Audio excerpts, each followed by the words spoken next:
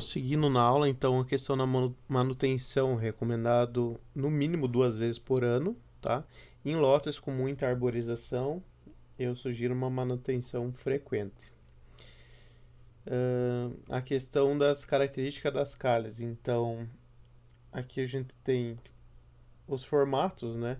Circular, uma meia circunferência, formato em U, formato em V, sendo que o mais comum acredito que seja as calhas do tipo retangular e as quadradas para calhas metálicas, né? Para PVC é mais comum ali a circular. Ela pode ser um círculo inteiro quando ela é fechada ou um semicírculo.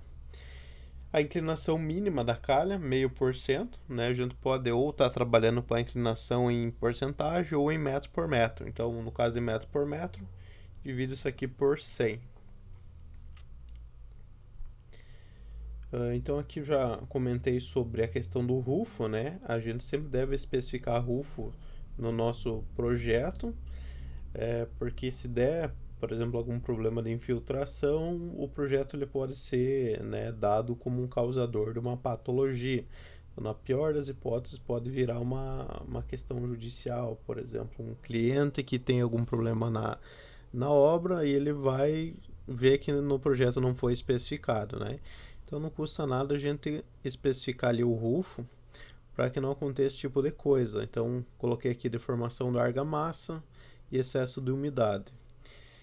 Tem aqui o exemplo de uma perícia, por exemplo, que ela mostra aqui, né, uma anomalia e a causa provável infiltração da água. Provável, né, para entre aspas, porque isso aqui é óbvio que é a questão da água.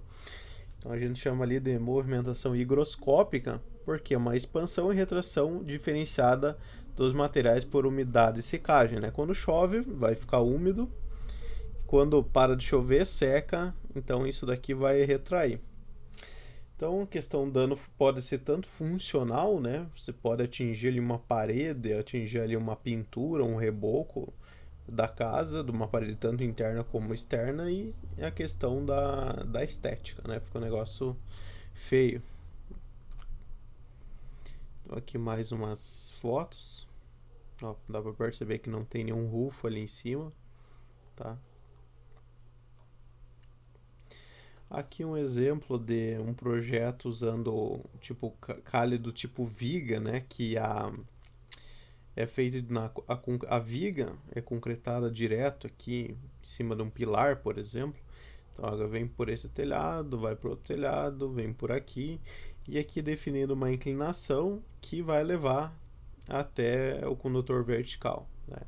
Então, logicamente, isso aqui tem que ser bem impermeabilizado e tem que ter uma inclinação adequada para a água não ficar empoçada aqui no meio, né? Pode, dependendo da situação, pode até virar foco de mosquito, né? Então, a gente sempre tem que estar de olho, ver se foi bem executado e na questão da manutenção também. Então, vamos pro dimensionamento. Qual que seria a questão dos telhados? Então, depende do tipo do telhado, né? Se é um telhado aqui de 2 águas, você vai, por exemplo, ver ali a largura dele, vai ver a altura, você vai usar ali o teorema de Pitágoras, por exemplo, você acha esse comprimento aqui, né? Você tem o comprimento reto, você tem a altura, daí você vai achar o comprimento inclinado, com o teorema de Pitágoras, né? Então a gente vai multiplicar esse comprimento inclinado por esse outro comprimento aqui de 10 metros, né? Para descobrir a área. Então existem algumas maneiras de simplificar. Quem já fez o orçamento de telha, às vezes vendedores de telha têm umas equações aí que chegam próximos à realidade, né? Mas assim, o correto é a gente dimensionar. Então aqui, lógico que eu tenho um exemplo fácil, mas aqui eu coloquei uma outra foto, até tanto quanto cômica, para a gente pensar num telhado nesse sentido. Vamos dimensionar essa água furtada aqui, por exemplo, né? Vamos dimensionar essa calha aqui desse cone, né? Então tem várias situações que a gente pode algum dia ter que dimensionar. Como que a gente calcularia a área desses telhados aqui?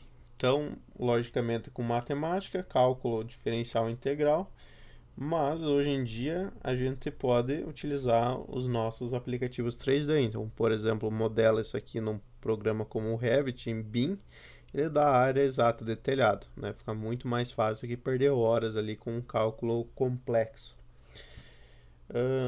Aqui eu tenho um exemplo de um trapézio, né? Que a gente faz uma média ali entre base menor, soma com a base maior, multiplica por 2, e depois calcula e multiplica pelo outro sentido aqui, que seria 3,90 m para ver a questão da área. Então é questão de geometria plana ali, né? A gente pode calcular dessa maneira, aqui um exemplo de um telhado bangalô, mas acredito que o mais fácil, né, e a nossa realidade hoje seja usar software para calcular.